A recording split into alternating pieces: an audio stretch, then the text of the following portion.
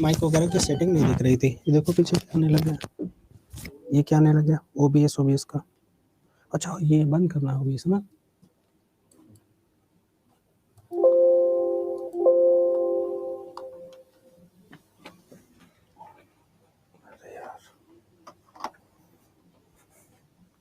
Hello बच्चों, hello. अब सब सही होगा। हेलो, अब मैं दिखाई दे रहा हूं, मैं विजिबल हूं। एक बार और विजिबल अब होगा। अब मैं दिखाई दे रहा हूं, क्लिक करो। चलिए चलिए ठीक है, अब दिख रहा हूं, अब दिख रहा हूं बच्चों। यस यस ठीक है, थैंक यू थैंक यू। चलिए, तो आज आपकी क्लास, पहली क्लास होने वाली है आज मेरे साथ। आशा करूंगा कि आप लोग कोऑपरेट करेंगे। मैं अपनी तरफ से पूरी कोशिश करूंगा कि आपको बहुत अच्छे से इकोनॉमी के कॉन्सेप्ट सिखाऊंगा। तो आपसे उम्मीद करूंगा कि आप लोग कोऑपरेट करेंगे और आखिरी पर तक वीडियो में जरूर बने रहेंगे। ठीक है, चलिए। तो हम लोग आज स्टार्ट करने वाले हैं। Hello everyone, hello hello hello दोस्तों। आज हम लोग इंट्रोडक्टरी क्लास है आज हम लोगों की। तो हम लोग की बहुत ही शानदार ढंग से, मजेदार ढंग से आज इंडियन इकोनॉमी को समझने वाले हैं। ठीक है, तो अगर आपसे कहा जाए हेलो एवरीवन, अगर आपसे कहा जाए कि इकोनॉमी क्या है, तो आप कैसे जस्टिफाई करोगे? अगर आपसे कोई पूछे कि आप इकोनॉमी को कैसे जस्टिफाई करेंगे, तो आप कैसे बताओगे कि क्या है इकोनॉमी? लैपटॉप पर नहीं चल रहा है बेटा, हर जगह चलता है बेटा, ये तो हर जगह चल रहा है। कैसे लैपटॉप पर नहीं चल रहा है? दिस इज द, आप उसे चेक कर लीजिएगा, उसे आप चेक कर लीजिएगा, ऐसा नहीं है, हर जगह चल रहा है। ठीक है, hello hello everyone, hi guys, सब लोग आ जाओ सेशन में। ओके ओके, स्लो पढ़ाएंगे। चलिए, तो हम लोग अर्थशास्त्र आज पढ़ने जा रहे हैं। अर्थव्यवस्था, अर्थव्यवस्था पढ़ने जा रहे हैं। मजेदार चीज, ये ठीक वही चीज है जैसे हमारे घर में मम्मी पापा की जो इनकम होती है, उसमें से जो हमें वो चीजें देते हैं, उसी को अर्थशास्त्र बोलते हैं। हाँ बिल्कुल स्लो पढ़ाएंगे, ठीक है, उसे बिल्कुल जो है अर्थशास्त्र कहते हैं। देखो बच्चों, पूरी जो अर्थशास्त्र है वो किस पर निर्धारित है? अगर आप अर्थशास्त्र को आसानी से पढ़ना चाहते हैं तो निर्धारित है डिमांड और सप्लाई पर। हेलो बेटा, हेलो। चलिए अब क्लास शुरू करते हैं। ठीक है, पूरी जो इकोनॉमिक्स डिटरमाइन होती है वो होती है डिमांड और सप्लाई पर। किस पर? मांग और आपूर्ति पर। मांग व आपूर्ति पर पूरी अर्थशास्त्र इसी पर निर्भर है। अगर आप कहोगे डिमांड एंड सप्लाई पर, डिमांड और सप्लाई पर पूरी अर्थशास्त्र निर्भर है। कैसे निर्भर है आइए देखेंगे। तो पहले हम लोग बात कर लेंगे, मेरा रिकॉर्ड रहता तो है, मेरा रिकॉर्ड रहता है डेली क्लास में। ठीक है, चलिए, तो पूरी एक चीज एक समझेंगे कि डिमांड और सप्लाई पर हम कैसे समझते हैं, एक बहुत बेहतरीन ढंग से। Good evening to everyone. जैसे ही मान लो कोई एक व्यक्ति है, उसका नाम है रमेश, एक व्यक्ति है उसका नाम है रमेश, उसकी 50,000 रुपए महीने की इनकम है। एक सरल भाषा में भी लिखाएंगे भी, हर एक चीज समझाते हैं कि कैसे इकोनॉमिक्स कठिन विषय नहीं, एकदम सरल विषय है। ठीक है, हेलो एवरीवन। 50,000 रुपए पर प्रति माह उसकी इनकम है। अब वो क्या होता है यार, उसके साथ कि उसके जो है, अब ये जो है रमेश है, तो रमेश के घर में कई लोग हैं, रमेश प्लस उसकी पत्नी है, पत्नी के साथ उसके 2 बच्चे हैं। ठीक है, माँ बाप है, यानी कि 2 लोग का है, माँ पिताजी हैं। ठीक है, और उसका एक भाई है जो पढ़ाई कर रहा है। किसका भाई है? रमेश का भाई है जो पढ़ाई कर रहा है। मान लो ये सारी चीजें हैं, तो उस बेचारे की जो है कहां कहां ये पैसा खर्च होता है, जो 50,000 रुपए पाता है, वो स्वास्थ्य में खर्च होता है, वो शिक्षा में खर्च होता है, वो घर चलाने में खर्च होता है, और वो भाई की पढ़ाई पर खर्च होता है, वो पेट्रोल भराता उस पर खर्च होता है, हर एक चीज जो है, जो भी एक्सपेंसेस की चीजें, मिसलिनियस चीजें हैं, उन सभी पर खर्च होता है। क्या होता है, कोविड आता है, कोविड में रमेश की नौकरी चली जाती है। अब कोरोना आता है, सब कुछ उनका सही चल रहा था, लेकिन कोरोना आता है और कोरोना में रमेश की नौकरी चली जाती है, जॉब क्विट, ठीक, जॉब चली जाती है। तो जाहिर सी बात है, जो रमेश पर डे जो पेट्रोल भराता था, पढ़ाई की फीस देता था, घर चलाने पे तमाम खर्चे होते थे, सब्जी भाजी प्याज, ये भला ढमका, पिज्जा बर्गर, सब कुछ होता था। बेटा बेटा मुझे पढ़ा लेने दो, अगर मैं पढ़ाऊंगा नहीं तो मैं लगातार कमेंट कैसे देखूंगा? सर क्या हुआ क्या हुआ? एक थोड़ा धीरे धीरे कमेंट करो, पहले थोड़ा धीरे धीरे कमेंट करो यार। आप सभी से हाथ जोड़कर निवेदन है, थोड़ा सा धीरे धीरे चैट करो ताकि मैं चैट पढ़ भी पाऊं और आपके कमेंट भी देख पाऊं, क्योंकि आप लगातार कमेंट, नोट सब चीज करवाएंगे, पूरा लिखाएंगे, हिंदी टू इंग्लिश में पूरा नोट करवाएंगे। भैया सभी से हाथ जोड़कर निवेदन है, पहले समझाते दो दे।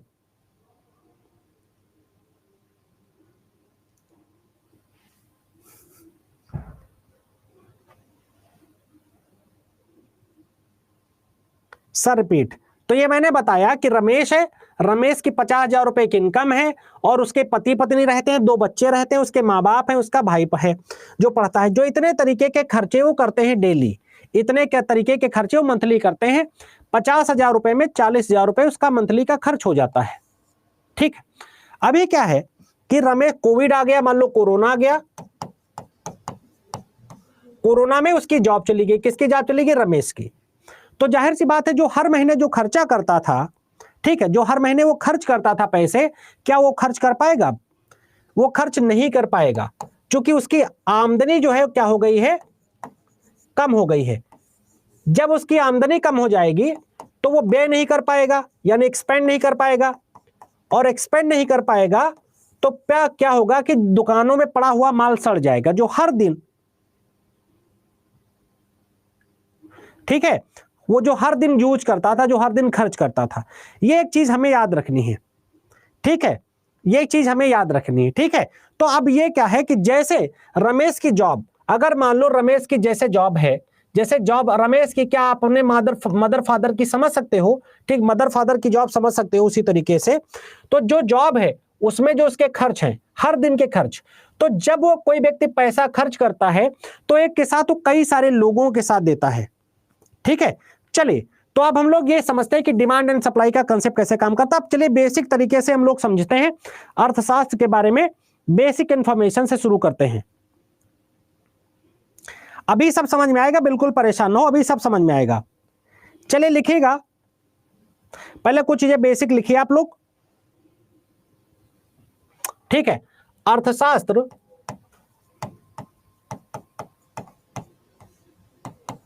ग्रीक भाषा का शब्द है।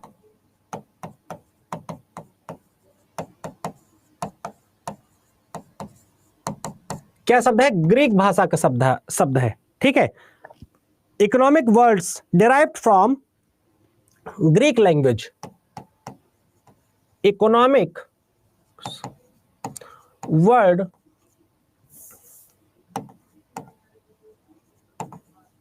डिराइव्ड फ्रॉम ग्रीक लैंग्वेज, कहां से लिया गया है? ग्रीक भाषा का शब्द है। एक तो ये समझना है। अभी आप क्या समझा रहे थे? मैं समझा रहा था डिमांड एंड सप्लाई, ठीक है। आज फर्स्ट क्लास है, थोड़ा आराम से पढ़ो बच्चा, ठीक है। तो ये दो, वहां का कौन सा शब्द उससे मिलकर बना है? ओकियो और नोमियो, याद रखिएगा। अर्थशास्त्र ग्रीक शब्द ओकियो और नोमियो, दो शब्द हैं, ओकियो प्लस नोमियो से मिलकर बना है। किससे बना है? थोड़ा सा मुझे पढ़ाने दो भाई, इतना कमेंट करोगे तो कैसे काम चलेगा? कमेंट एकदम बंद। 9 बजे क्लास स्टार्ट हुआ था, कमेंट भैया हाथ जोड़ते हैं, कमेंट बंद कर दो ताकि मैं पढ़ा पाऊं। हाथ जोड़ते हैं, कमेंट बंद कर दो ताकि मैं पढ़ा पाऊं आप सभी को।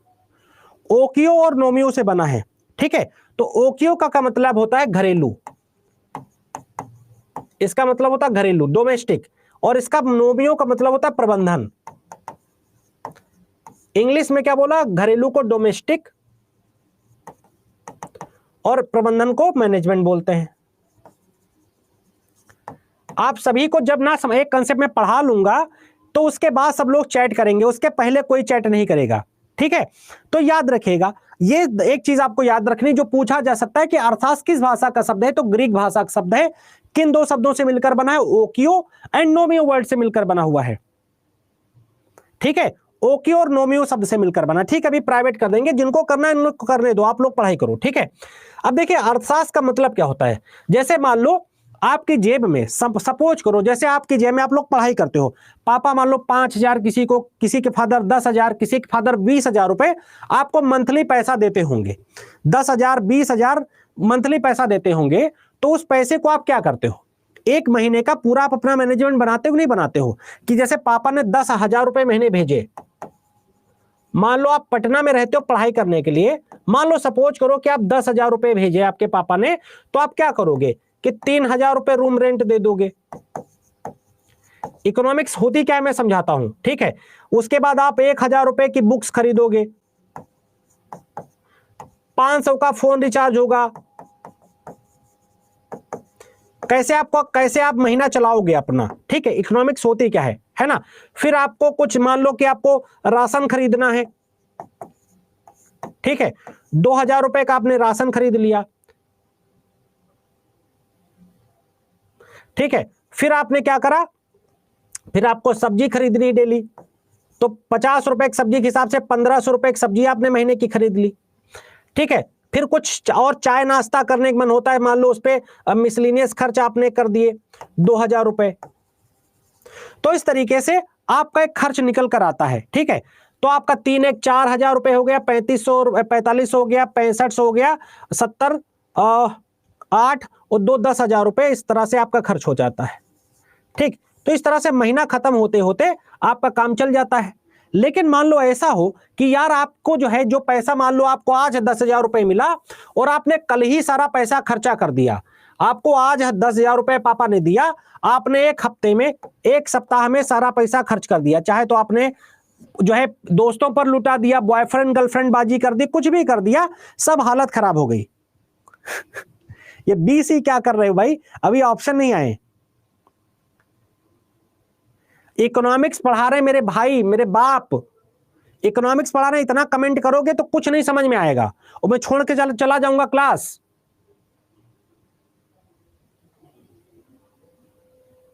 ये क्या नाटकबाजी, कमेंट करने के लिए आए हो, शांत रहो एकदम। एकदम क्यों कमेंट कर रहे हो, पढ़ने आए हो कि नाटकबाजी करने आए हो।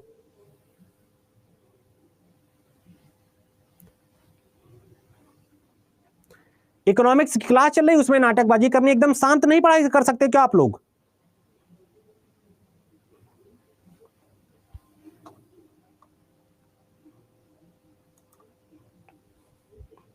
सिर्फ प्लीज पढ़ाई करेंगे आप लोग, मैं आप सभी से हाथ जोड़कर, ठीक है। तो ये चीज आपको इस तरीके से, ये होता मैनेजमेंट। तो लिखेगा अर्थशास्त्र का अर्थ है, अर्थशास्त्र का अर्थ है संसाधनों का प्रबंधन करना, संसाधनों का प्रबंधन करना। बच्चा पढ़ाई कर लो, है ना। कमेंट हम लोग बाद में बात कर लेंगे। अर्थशास्त्र का क्या मतलब होता है, संसाधनों का प्रबंधन करना। क्यों प्रबंधन करना, क्योंकि संसाधन सीमित है, अतः उनका उपयोग सीमित व व्यवस्थित ही किया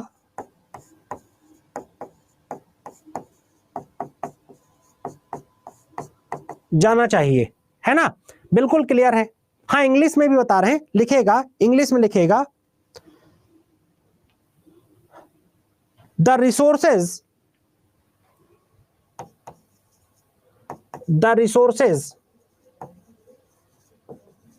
आर लिमिटेड,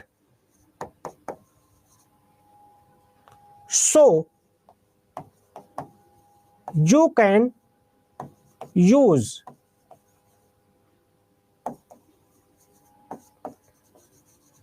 केयरफुली। ठीक है, तो अगर आपके पास संसाधन सीमित हैं तो आप संसाधनों का प्रबंधन बहुत ही व्यवस्थित ढंग से करेंगे, संसाधनों का प्रबंधन बहुत ही बेहतर ढंग से करेंगे, तब आपका चीजें चल पाएगी। इसलिए मैंने वो 10,000 रुपए वाला एग्जाम्पल दिया था। अगर आपको 10,000 रुपए महीने एक महीने का मिले और तुरंत 3 दिन में खर्चा कर दो तो फिर वो बर्बाद हो जाएगा। क्लास यार स्टार्ट है अभी 9-10 बजे से। ठीक है, अब आइए बात करते हैं पिलर ऑफ इंडियन इकोनॉमी। ठीक है, चलिए आगे बात करते हैं। इतना लिख लिया है, इतना लिख लिया है। समझ में आएगा जब थोड़ा चैट बंद करोगे तब समझ में आएगा ना। बजट कैसे बनता है? अब अगर आपके घर में पैसा नहीं होगा तो बजट नहीं बनेगा ना। यहां क्लियर है? इतना क्लियर है बेटा? इतना क्लियर है? चलिए ओके, चलिए अब लिखिएगा अर्थशास्त्र के स्तंभ, अर्थशास्त्र के आधा टाइम मुझे ही कहने में लग जाएगा प्रमुख स्तंभ, कि आप लोग चैट बंद करिए। अर्थशास्त्र के प्रमुख स्तंभ, पिलर ऑफ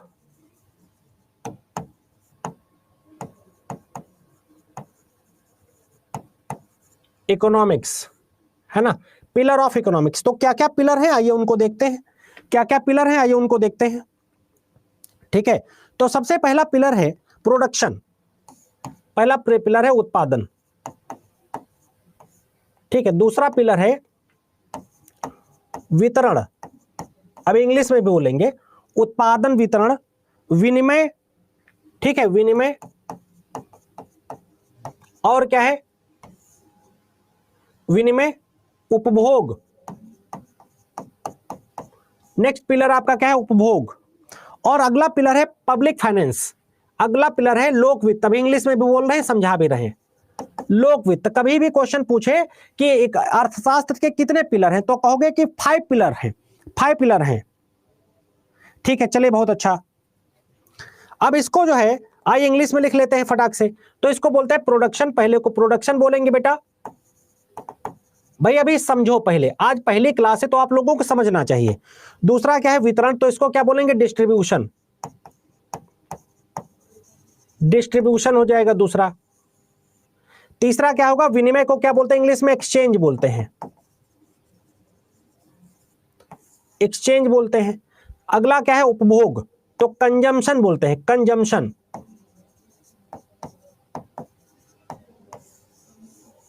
फिर लोक वित्त, इसको क्या बोलेंगे बेटा? पब्लिक फाइनेंस बोलेंगे। क्या बोलेंगे? पब्लिक फाइनेंस बोलेंगे। ये 5 पिलर हैं अर्थशास्त्र के। जब भी कभी क्वेश्चन आ जाए, क्लियर नहीं दिख रहा है सर, ब्लर है, अच्छा ठीक है, ब्लर है तो थोड़ा सा अपना वो बढ़ाइए। ठीक है, क्योंकि यहां तो एकदम क्लियर है। अब देखिए उत्पादन का इससे क्या रिलेशन है। ठीक है, उत्पादन के इससे क्या रिलेशन है? उत्पादन एक बहुत इंपॉर्टेंट पिलर है इसके लिए, याद रखिएगा, उत्पादन एक बहुत इंपॉर्टेंट पिलर है इसके लिए। ठीक है, production is the essential pillar. अब देखो कैसे इसको समझते हैं। ठीक है, सबसे पहली चीज आता है, पहला वर्ड आता है उत्पादन, पहला वर्ड आता है उत्पादन, प्रोडक्शन, कि भैया उत्पादन क्या है। ठीक है, उत्पादन को अगर आप समझाऊं, एक शब्द में आपको उत्पादन को समझाऊं तो उत्पादन क्या है? उत्पादन का मतलब है कि कोई वस्तु है, रॉ मटेरियल में है, कच्चा माल है, कोई कच्चा माल है, ठीक है, उसको परिवर्तित रूप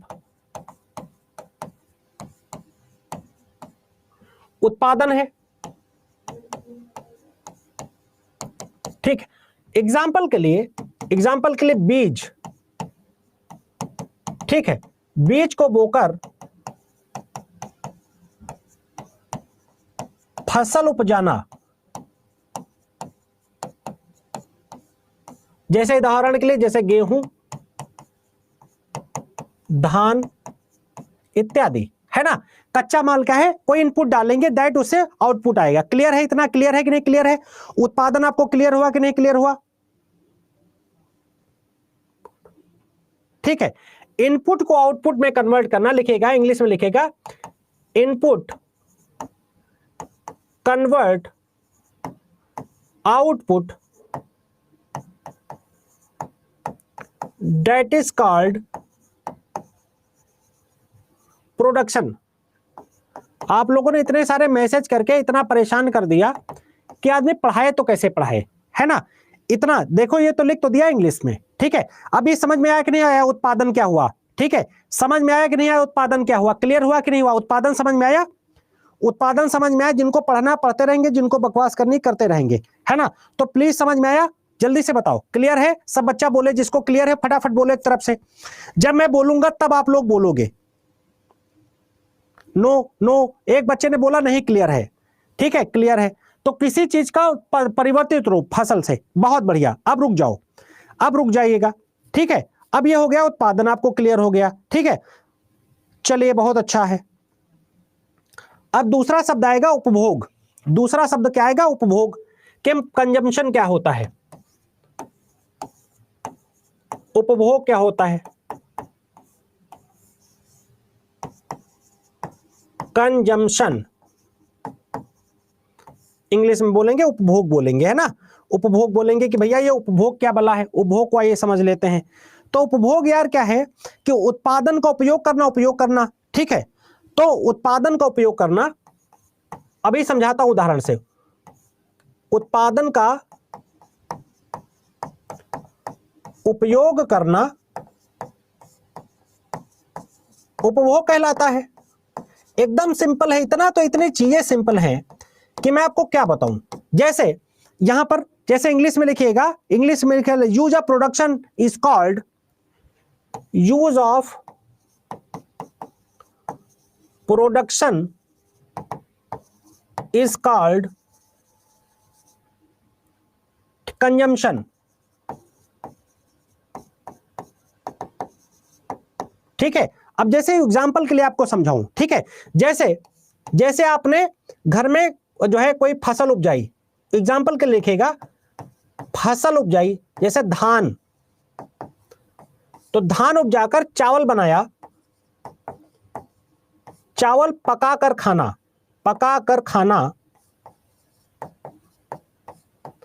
क्या है, उपभोग है, ठीक है। फिल्म देखने जाना, जैसे शाहरुख खान की अभी डंकी फिल्म आ रही है, जैसे डंकी फिल्म आ रही है, तो डंकी फिल्म को हम लोग क्या करेंगे, पैसा देकर देखेंगे। पैसा देकर हम लोग क्या करेंगे, कंजम्पशन करेंगे, उपभोग करेंगे, है ना। ये होता उपभोग, ठीक है। क्लियर हुआ कि नहीं क्लियर हुआ। इनपुट का क्या है, इनपुट क्या है, इनपुट का मतलब है कोई चीज जो तुम लेते हो। जैसे तुम कोई चीज लेते हो, जैसे तुम खाना खाते हो तो तुम इनपुट लेते हो, और फिर तुम्हारे अंदर एनर्जी आती है, एनर्जी आती है तो तुम पढ़ने बैठते हो, है ना। ये सब चीजें क्लियर है बेटा, क्लियर है एकदम पूरे तरीके से, क्लियर है इतना। ये उपभोग आपको क्लियर हो गया, ठीक है। Use of consumption is called, जो है use of production is called consumption. उत्पादन का उपयोग करना है उपभोग कहलाता है। एकदम सिंपल बात है यार, एकदम सिंपल बात है, ठीक है। अब चलिए बात करते हैं, अब बात करते हैं विनिमय के बारे में, बात करते हैं एक्सचेंज। एक्सचेंज, अब यहां पर इसको एक और दूसरा नाम भी दिया जाता है विनिमय। इसको इंग्लिश में बोलेंगे विनिमय, हिंदी में बोलेंगे विनिमय, इंग्लिश में जो है एक्सचेंज, है ना। तो भैया विनिमय क्या है, इसको एक और शब्द से दिया जाता है बार्टर सिस्टम। बार्टर सिस्टम बोलते हैं, इंग्लिश में बोलते हैं वस्तु विनिमय। पहले तो देखो, जब मुद्रा प्रचलन में नहीं थी, जब पहले मनी प्रचलन में नहीं थी, जब पैसा सिक्का नहीं होता था, नोट नहीं होते थे, तो क्या होता था, ठीक है। तो क्या होता था, जो नोट नहीं होते थे तो वस्तु विनिमय होता था। वस्तु विनिमय का मतलब क्या है, जैसे मान लो एक व्यक्ति है रमेश, एक व्यक्ति है सुरेश।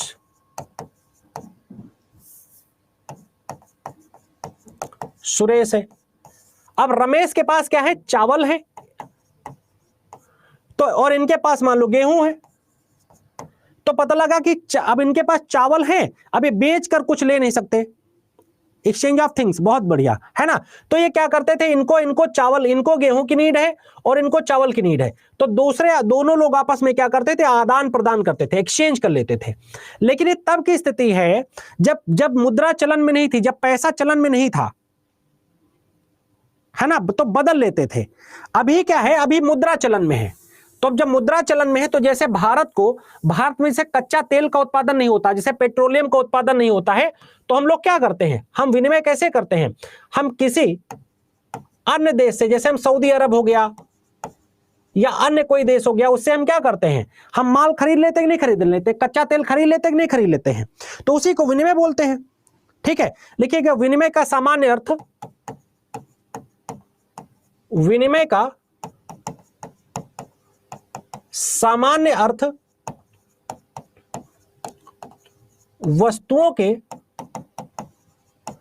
वस्तुओं का आदान प्रदान करना है। ठीक है,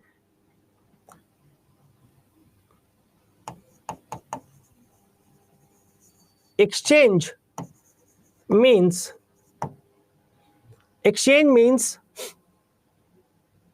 ठीक है, विनिमय का मतलब होता है आदान प्रदान करना, गिव एंड टेक,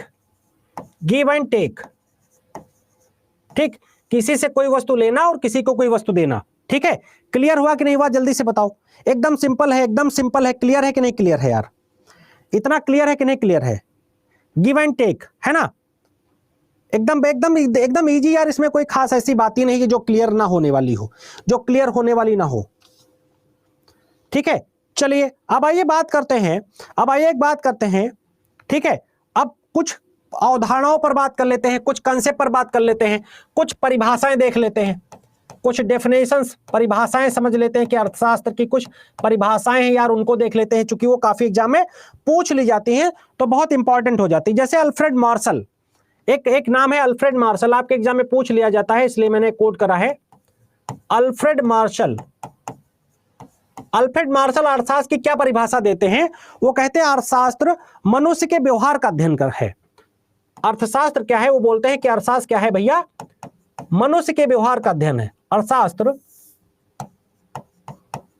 मनुष्य के व्यवहार का अध्ययन है। Economics is the study of human behaviour. अभी समझाता हूं कैसे। ठीक है, इकोनॉमिक्स इज द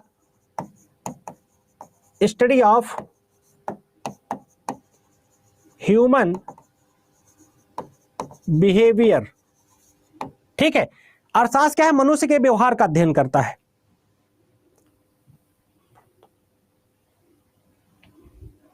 ठीक, अभी सब बताएंगे, अभी सब कुछ बताएंगे।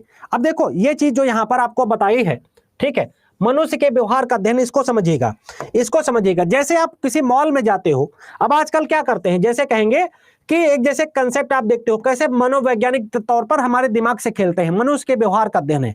मनुष्य का व्यवहार कैसे वो लोग सोचते हैं, सर यस फिलर में 2 पॉइंट नहीं बताया, अभी सारे बताऊंगा, अभी बेटा सारे बताऊंगा, वो मुझे सारे बताने हैं। ठीक है, परेशान मत हो, ठीक है, सारे बताऊंगा बेटा। ठीक है, अब एक चीज समझिएगा, यहां पर जो चीज आई कि जैसे मान लो आप जाते हो तो लिखा होता है ट्रिपल लाइन का मिल रहा है। कोई पैंट आपने खरीदी, पैंट लड़के ने खरीदी और लड़कियां ने मान लो प्लाजो खरीदी। ठीक है, प्लाजो खरीदा तो मान लो दिया है 999, तो 999 रुपए क्यों लिख रहे हैं। हाँ, थोड़ा English, economic is the study of human behaviour, I am already saying to you बेटा, यही टाइमिंग रहेगा। ठीक है, 999 में मान लो आपको पैंट या प्लाजो मिल रहा है, तो यार ये 999 रुपए क्या है, बेसिकली 1000 रुपए में 1 रुपए कम है, लेकिन ये 999 रुपए लिखकर वो हमारे दिमाग में साइकोलॉजिकल इंपैक्ट डालते हैं कि 1000 रुपए नहीं है, ये 999 रुपए है। हाँ, पीडीएफ देंगे आप सभी को, पीडीएफ अपलोड कर देंगे। ठीक है, तो ये वाली जो चीज है, ये सारी चीज है, ये क्या करते हैं हमारे व्यवहार को। अब जैसे किसी मॉल में आप जाते हो, उसको इतना मॉल में इतना उसको बेहतरीन कैसे बना के रखते हैं, उसको इतना बेहतरीन उसे क्यों बना के रखते हैं, ताकि कोई भी बंदा जाए तो उसे कंफर्टेबल लगे और उसे बहुत आसानी से सब कुछ खरीद सके, है ना, है कि नहीं।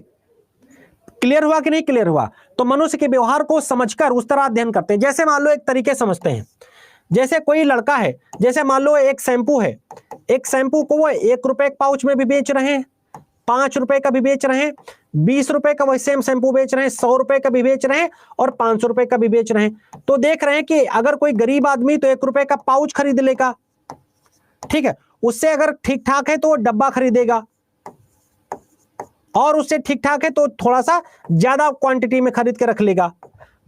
तो वो सबको अपने उसमें लेकर आना चाहते हैं।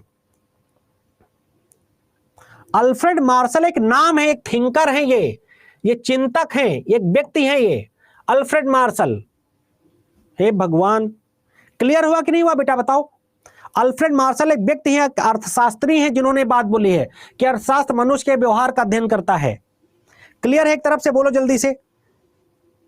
चलो अब दूसरी परिभाषा समझते हैं। ठीक, एडम स्मिथ एक व्यक्ति हैं, एडम स्मिथ, जिनका आपने नाम सुना होगा, एडम स्मिथ। तुम लोग बहुत खराब स्थिति है, बहुत मेहनत से पढ़ाई लिखाई करो, नहीं तो कुछ होगा नहीं। ठीक है, एडम स्मिथ क्या कहते हैं? अर्थशास्त्र क्या है? धन का विज्ञान है। अर्थशास्त्र क्या है? धन का विज्ञान है। ये कहते हैं अर्थशास्त्र क्या है? धन का विज्ञान है।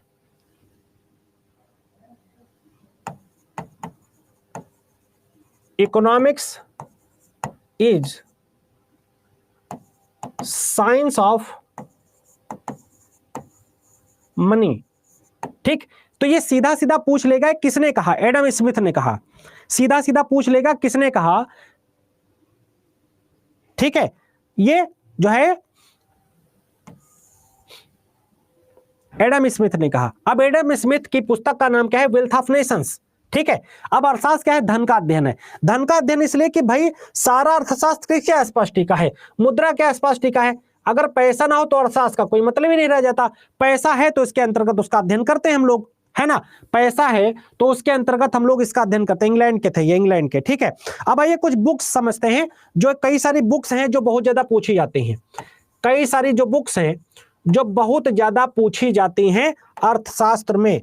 तो आइए एक एक का नाम नोट करिए, आइए एक एक का नाम नोट करिए। पहली पुस्तक क्या है? Principle of economics.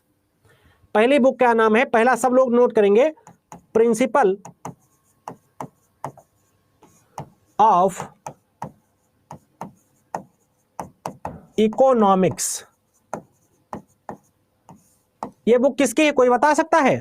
Principle of economics किसकी बुक है ना? बताइए, प्रिंसिपल ऑफ इकोनॉमिक्स किसकी पुस्तक है? अल्फ्रेड मार्शल की है। किसकी है? अल्फ्रेड बेटा मार्शल की। ये किसने लिखी है? अल्फ्रेड मार्शल ने लिखी है। याद रखिएगा, किसने लिखी है? अल्फ्रेड मार्शल ने लिखी है।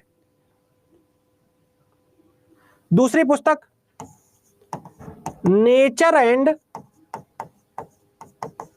सिग्निफिकेंस,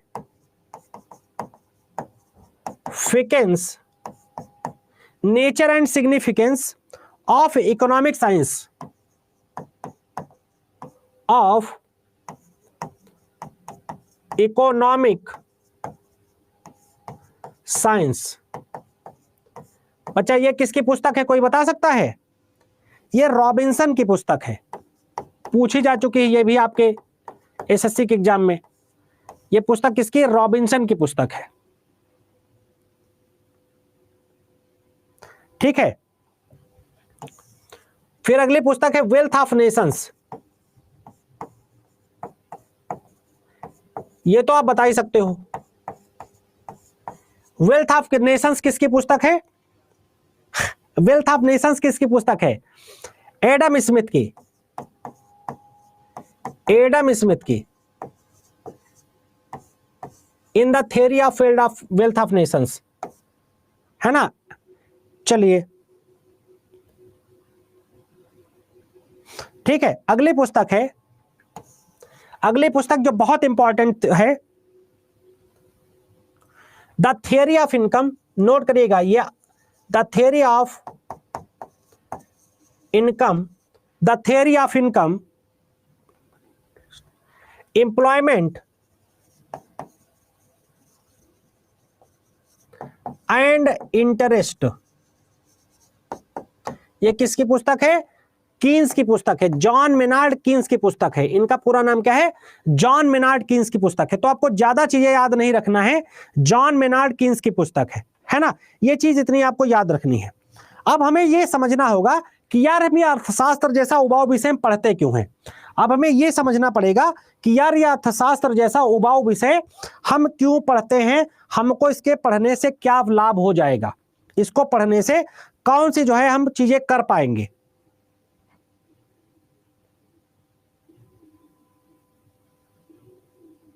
ठीक है, इतना नोट कर लिया? प्लीज आप लोग इतना नोट कर लिया हो तो फटाफट बताओ।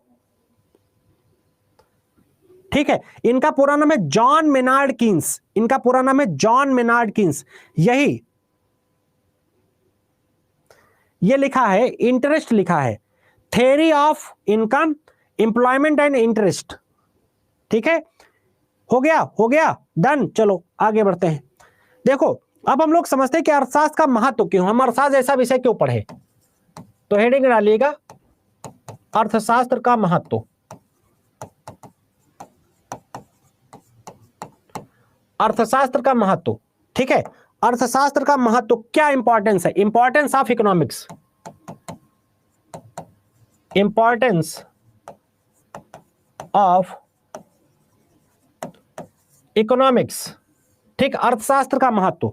तो देखिए अगर हम इसके प्रैक्टिकल मीनिंग को देखें, अब इसके हम प्रैक्टिकल मीनिंग को देखें तो इसमें पहले समझेंगे कि इकोनॉमिक्स में हमें क्या होता है। सबसे पहली है ज्ञान में वृद्धि होती है, ज्ञान की वृद्धि,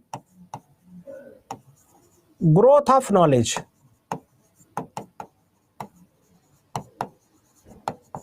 ग्रोथ ऑफ नॉलेज होता है, अभी समझाएंगे। दूसरा क्या है? तर्क शक्ति में वृद्धि होती है,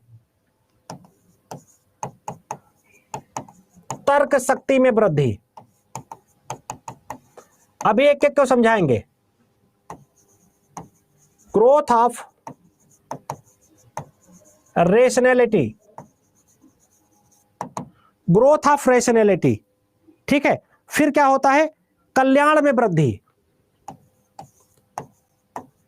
नोट करते चलिएगा साथ साथ में, अभी समझाएंगे, सबके उदाहरण से समझाएंगे। कल्याण में वृद्धि, ठीक है, ग्रोथ ऑफ वेलफेयर, साथ में नोट करते हुए चलिएगा बच्चा। ठीक है, और क्या होता है? उत्पादकों को लाभ, उत्पादकों को लाभ, प्रॉफिट ऑफ प्रोड्यूसर। पहले नोट कर लीजिए, फिर एक एक को समझाएंगे। ठीक है, फिर क्या होता है? श्रमिकों को लाभ। बेटा सब लोग बने रहना आखिरी पद तक। श्रमिकों को लाभ, benefits of labours, benefits of labour, है ना। फिर किसको लाभ होगा? उपभोक्ता को लाभ, उपभोक्ता को लाभ, बेनिफिट्स ऑफ कंज्यूमर। अगला है, ठीक है, व्यापारियों को लाभ,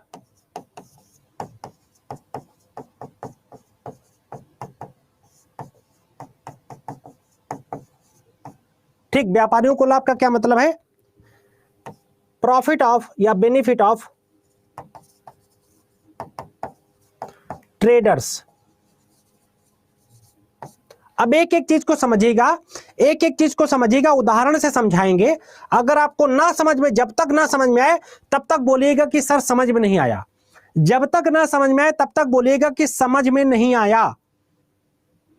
ठीक है, याद रखिएगा बच्चा। एक बार एक चीज अगर आपने नोट कर ली है तो सबसे पहले ज्ञान में वृद्धि का क्या फायदा होगा, अर्थशास्त्र में यार में ज्ञान में वृद्धि का क्या फायदा है। तो जैसे मान लो आप एक किसान है, उदाहरण के लिए मान लो एक किसान है आप, ठीक, और आपको पता है कि यार इस बार जो है, इस बार अगर आप जो है कोई चीज का उत्पादन अगर कम होता है, उत्पादन अगर कम हुआ है ठीक है, तो जाहिर सी बात है उस वस्तु का दाम क्या होगा, बढ़ जाएगा। ठीक, अगर उत्पादन कम हुआ है तो दाम बढ़ जाएगा। जो लोग, सब लोग एक ही फसल मान लो बोल रहे हैं, उदाहरण के लिए समझो, अगर सब लोग एक ही फसल बो रहे हैं, ठीक है सर, अगर देखिएगा अगर सब लोग एक ही फसल बो रहे हैं तो क्या होगा, उत्पादन ज्यादा हो जाएगा। और उत्पादन अगर ज्यादा हो गया, अगर प्रोडक्शन ज्यादा हो गया, उत्पादन ज्यादा हो गया तो क्या दिक्कत आएगी, ठीक, सस्ता हो जाएगा माल। तो क्या होता है, जो चतुर किसान होता है क्या होता है, जो सब लोग फसल बोते वो नहीं बोता है। क्लियर होगा, नहीं हुआ, ठीक है, सस्ता हो जाएगा, और सस्ता हो जाएगा तो उसका कोई फायदा नहीं होगा, है ना। बिल्कुल बिल्कुल बिल्कुल, अच्छा, बिल्कुल जबरदस्त तानिया राज, बिल्कुल सही बता रही हो, है ना। उसी तरीके से दूसरा उदाहरण मैं आपके यहां देने जा रहा हूं, ध्यान से सुनिएगा। दूसरा उदाहरण है शेयर मार्केट का, शेयर मार्केट का, शेयर बाजार का दूसरा उदाहरण समझिए।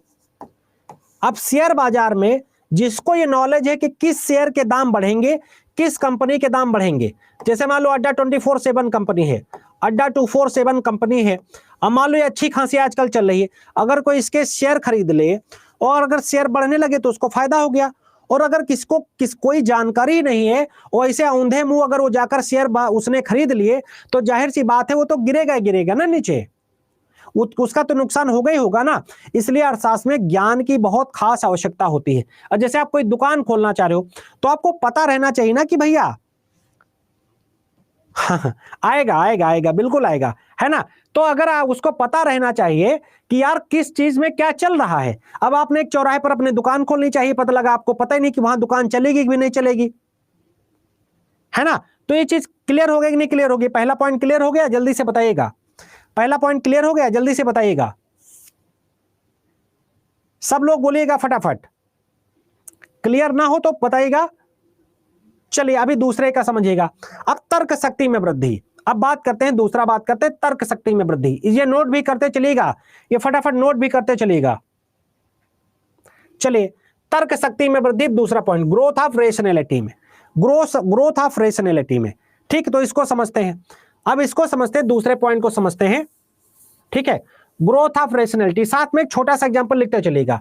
मान लो आपके चौराहे पर दुकान है, आप एक चौराहे पर दुकान खोलते हैं, चौराहे पर आपके कपड़े की दुकान है, कपड़े की दुकान है, ठीक है, चार, मान लो कपड़े की दुकान है और 4 दुकानें और हैं।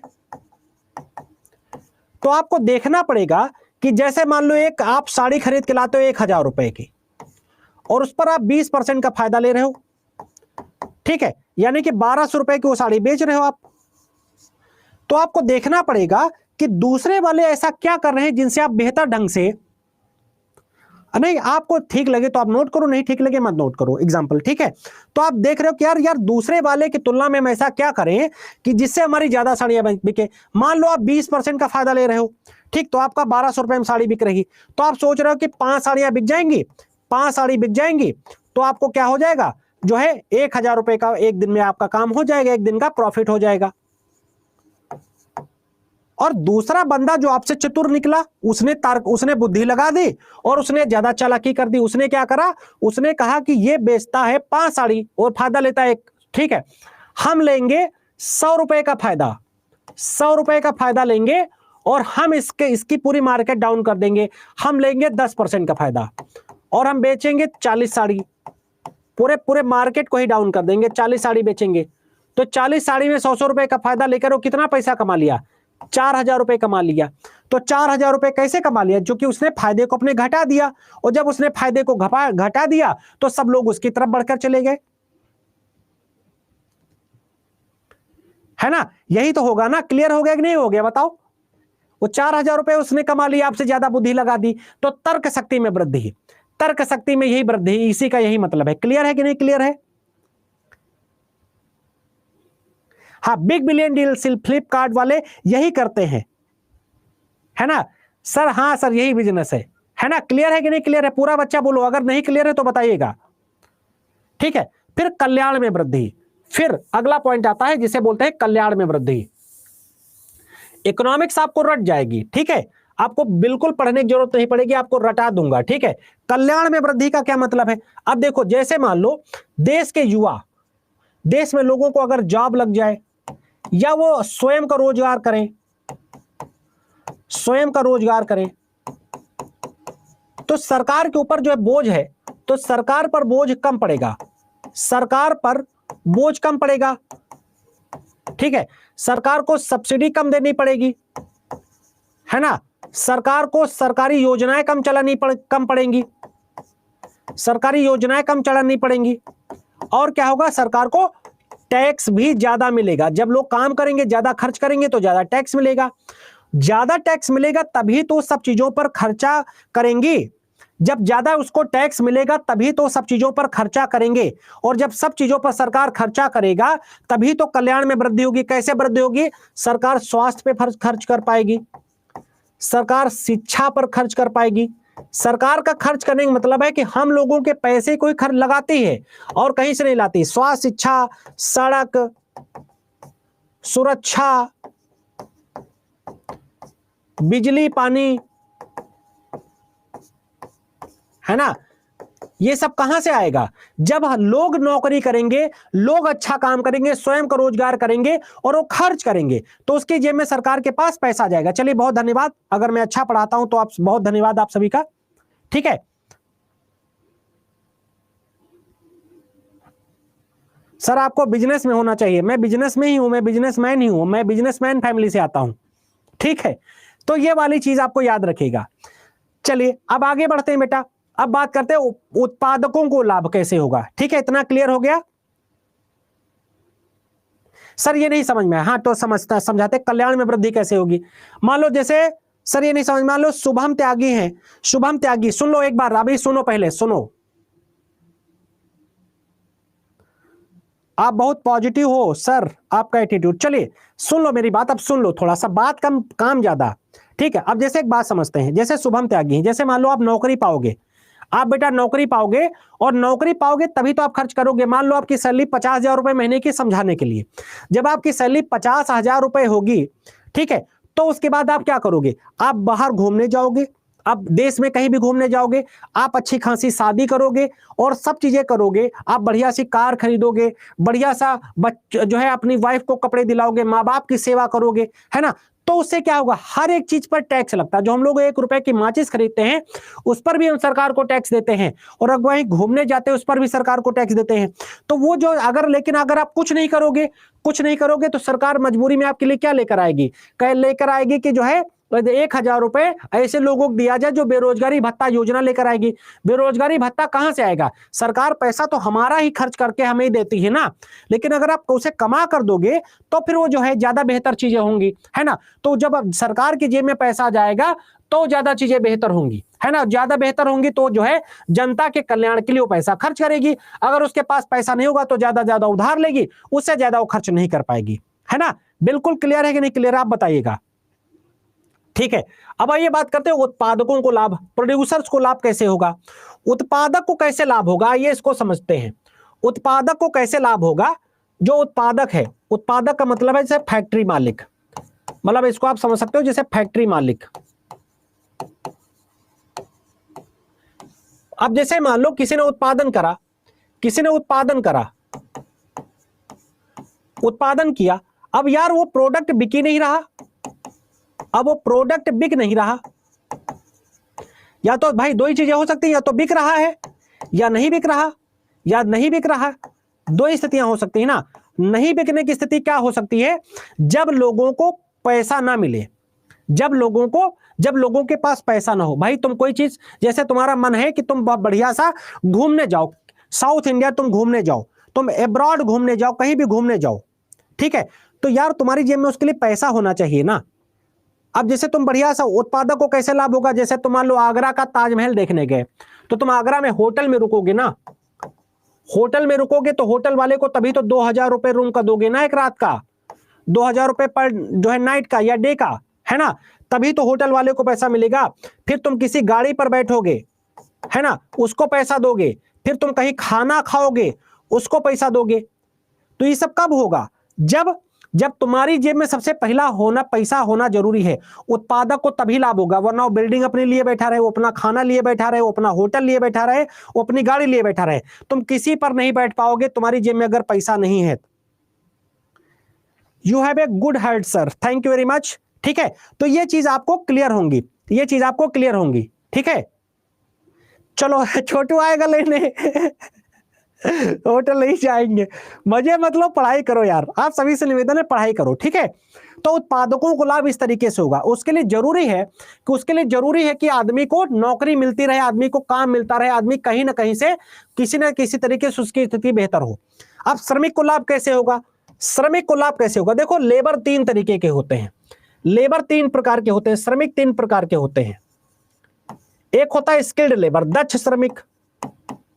दक्ष श्रमिक इसको इंग्लिश में बोलते हैं स्किल्ड लेबर, जैसे इंजीनियर, जैसे डॉक्टर, जैसे टीचर, ये होता है दक्ष श्रमिक। ठीक, तो इनकी सैलरी होती ज्यादा। अब जैसे मैं अड्डा 24/7 में पढ़ा रहा हूं, ठीक है, इकोनॉमिक्स में मनी इंपॉर्टेंट है, बिल्कुल सही है ना। तो जैसे मैं अड्डा 24/7 में पढ़ा रहा हूं, मुझे जो सैलरी मिल रही है, मुझे जो ठीक ठाक सैलरी मिल रही है, तो मैं यहां क्यों पढ़ाऊं? अगर मुझे इससे ज्यादा पैसा कहीं मिलेगा तो मैं शायद चला जाऊंगा। इससे कहीं से ज्यादा पैसा मुझे यहां मिल रहा था तो मैं यहां पर आया, है ना। तो ये होता है स्किल्ड लेबर। स्किल्ड लेबर अच्छी खासी सैलरी पाएगा, जब वो जहां ज्यादा पैसा पाएगा वहां वो पढ़ाने जाएगा। ठीक है, दूसरी चीज है, दूसरा होता है अर्धदक्ष श्रमिक। अर्धदक्ष श्रमिक, सेमी स्किल्ड लेबर। इसमें कौन आएगा? जैसे प्लम्बर आ गया, बढ़ई आ गया। अब जैसे मान लो मैं 1 लाख रुपए कमा रहा हूं, तो प्लम्बर बढ़ई ये कैसे कितना पा रहा है? मान लो ये 20,000 रुपए महीने का कमा रहा है, ये महीने का 20,000 रुपए कमा रहा है। वो एक आदमी हो गया प्योर लेबर, शुद्ध रूप से श्रमिक, प्योर लेबर हो गया। ये बेचारा क्या चला रहा है? फावड़ा चला रहा है। ये क्या चला रहा है? फावड़ा चला रहा है। ठीक, ये पा रहा है 200 रुपए दिन पा रहा है, यानी कि मात्र 6,000 रुपए पा रहा है ना। तो वो आदमी जैसे जब देखते हो कि यूपी और बिहार का आदमी ज्यादा बाहर काम करने चला जाता है पढ़ाई पर ध्यान दो, मेरी सैलरी कितनी उससे क्या फर्क पड़ता है। ठीक है, इतनी की रोजी रोटी चल जाती है आप सभी की कृपा से। सर जी आपकी कृपा से रोजी रोटी चल जाती है।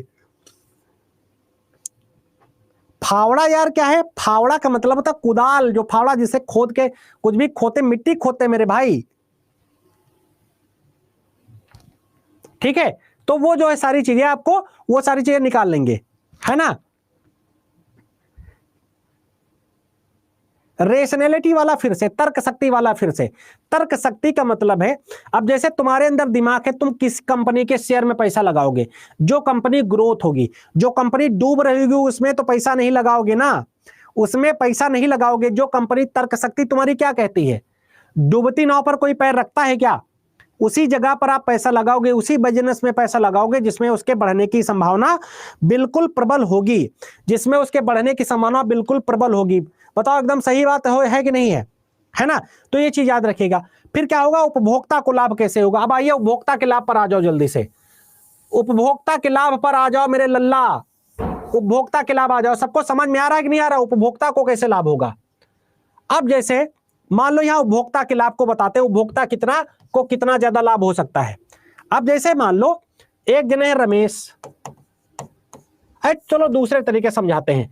जैसे मान लो एक अड्डा 24/7, अड्डा 247 हो गई। ठीक, मान लो PW हो गया, मान लो कि एग्जामपुर हो गया।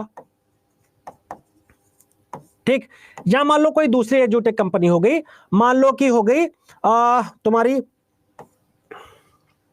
बायजू हो गई, बायजू हो गई। अब आपको कोर्स लेना है, अब आपको कोर्स लेना है BSSC का, तो तुम क्या देखोगे? सबसे अच्छी 2 ही चीजें देखोगे ना, सबसे सस्ता कोर्स किसका है, सबसे अच्छी फैकल्टी किसकी है, यही तो 2 चीजें देखोगे ना। अगर तुमको लगा कि जो है अड्डा का कोर्स जो मुझे मिल रहा है ये सस्ता है और फैकल्टी अच्छी है, तो तुम इसका कोर्स लोगे, मतलब जिसका भी तुम्हें अच्छा लगेगा उसका कोर्स लोगे। पहले देखोगे कि बायजू हो गया, चाहे तुम्हारा टेक्स्ट बुक हो गया, चाहे पीडब्ल्यू हो गया, चाहे एग्जामपुर हो गया, चाहे अड्डा हो गया, किसका कोर्स सबसे सस्ता है, सबसे अच्छा है, जिसके सबसे अच्छे टीचर हैं। तो उपभोक्ता इसी तरीके से तो देखता है ना, एनालाइज करता है ना। आप लोग, ठीक है, ठीक है, तो वो देखोगे तो आपको दोनों में क्वालिटी में देखना पड़ेगा कि क्वालिटी किसकी सबसे शानदार है। क्वालिटी एंड मनी दोनों में आप देखोगे, कभी आपको थोड़ा महंगा और थोड़ा अच्छा मिलेगा तब भी आप उसे लोगे, लेकिन अच्छे की बात सबसे ज्यादा आपके दिमाग में बैठी रहेगी।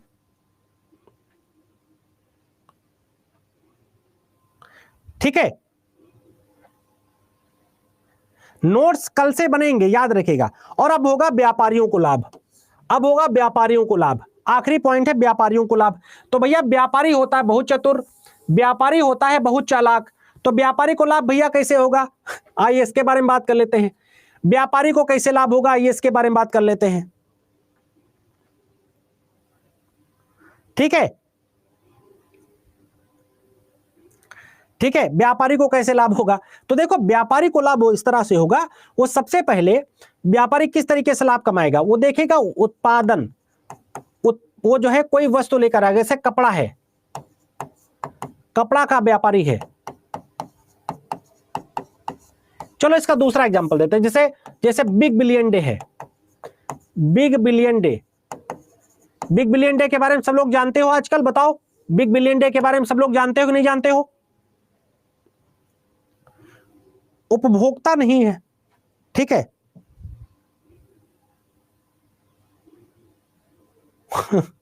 ठीक है, बिग बिलियन डे के बारे में बात करते हैं। बिग बिलियन डे, तो देखो बिग बिलियन डे का मतलब हुआ कि जैसे फ्लिपकार्ट है या अमेजन आ गया, अमेजॉन आ गया। अब इन लोगों ने क्या करा यार, इन लोगों ने क्या करा, एक सेल निकाल दी। अब तुम देख रहे हो, तुम देख रहे हो कि ये इन लोगों ने क्या करा, उस दिन अपना कूड़ा कचरा सब कुछ बेचा, लेकिन एकदम सस्ता बेचने की इनकी पूरी जुगाड़ है, इनकी सस्ता मिंत्रा हो गया, सब हो गए, है ना, पूरा इनका एकदम सस्ता बेचने के जुगाड़ है। ठीक है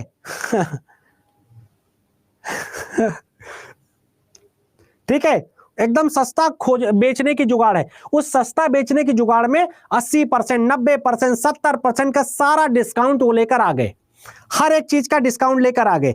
अब उसमें वो एकदम पूरे तरीके से फायदा कमा रहे हैं, और किसको भरमा रहे हैं, हम आपको, कि इसमें जो 1000 का प्रोडक्ट अब कितने के में अवेलेबल है, 300 में, और वो पता लगा है कितना, 2 साल पुराना है, जो एक्सपायर हो जाएगा, है ना।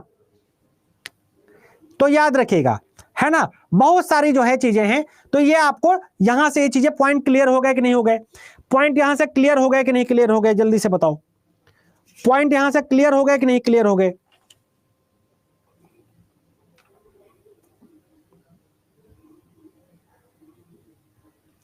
चलिए चलिए चलिए, सारा क्लियर है, बहुत अच्छा, बहुत जबरदस्त। ठीक है, अब चलिए बात करते हैं अर्थशास्त्र की विशेषताएं।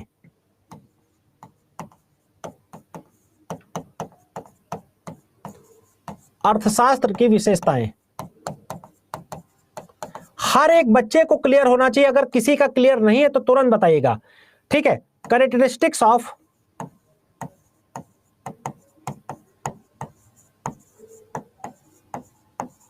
Economics, characteristics of economics, clear है? You are excellent, thank you thank you. ठीक है, मजा आ गया सर जी, आज पढ़ाया आप पढ़ाने में। ठीक है, हर एक विषय को इसी तरीके से इंटरेस्टिंग ढंग से पढ़ाते हैं। तो ठीक है, चलिए फिर अर्थशास्त्र की विशेषताओं को हम लोग कल देखेंगे। और अगर आपको क्लास पसंद आती तो आप सभी से विनम्र निवेदन है कि सभी लोग 5 स्टार जरूर दीजिएगा। अगर क्लास अच्छी लगती तो सभी लोग 5 स्टार जरूर दीजिएगा। कल हम लोग अर्थशास्त्र की विशेषताओं को पढ़ेंगे और आगे थोड़ा सा और चेक करेंगे। ठीक है, गुड नाइट, आप सभी को बहुत मेरा प्यार। सभी लोग बढ़िया से पढ़ाई कीजिएगा, सभी लोग स्टार जरूर अच्छे से दीजिएगा। थैंक यू वेरी मच, कल मिलते हैं।